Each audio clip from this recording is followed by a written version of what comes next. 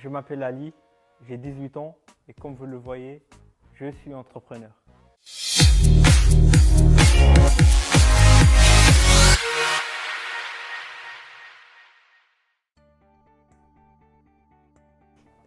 En fait, j'avais découvert que j'étais atteint d'une maladie, que les médecins en Algérie ne savaient pas comment ça s'appelait et comment on pouvait la soigner. Du coup, mon père, quand il a su que j'avais un handicap, il m'a abandonné petit à petit. Après, je ne l'ai plus jamais revu. La nouvelle, que je l'ai vécue un peu mal parce que ma mère elle était obligée de tout faire pour s'occuper de moi, pour me suivre dans mes études, pour m'habiller, pour, euh, pour manger.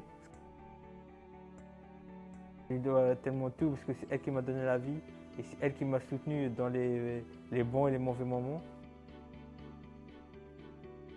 Du coup, on a fait la demande de visa 7 fois et à la 8e fois, on a eu le visa. Comme quoi je pouvais venir en France pour me soigner. Non, en fait, il y avait quelqu'un de la famille qu'on pouvait venir voir parce qu'il habitait en France. Et au bout de quelques jours, le monsieur, ils sont lassés. Et après, il nous a mis dehors dans le froid, en pleine nuit d'hiver. J'ai accepté ce que j'étais pour devenir qui je suis. On va dire pour un entrepreneur ou un homme d'affaires, c'est toujours important de reconnaître qui on était au début pour en arriver jusqu'au le but.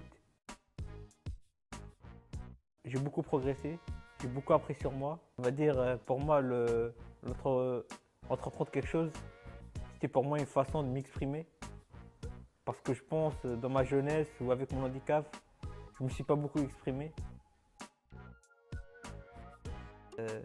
Mon idée, c'est de me développer en France en créant une marque vestimentaire qui reste principalement des textiles, des t-shirts, des sweats, des écharpes, des serviettes de plage et du parfum.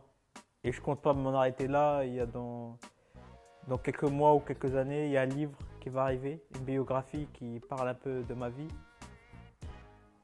Ça a toujours été dans l'objectif parce que je compte pas partir comme ça. Je veux laisser une trace de moi. Ma marque s'appelle Las Plumas. Ça veut dire la plume en espagnol parce que j'aime bien l'Espagne et j'aime bien l'écriture. Donc pour moi, ma plume, ça m'a toujours aidé à affronter mes ennuis. Ça m'a permis de m'exprimer. J'aimerais dire aux gens qui me regardent qu'il ne faut jamais lâcher et toujours finir ce qu'on a commencé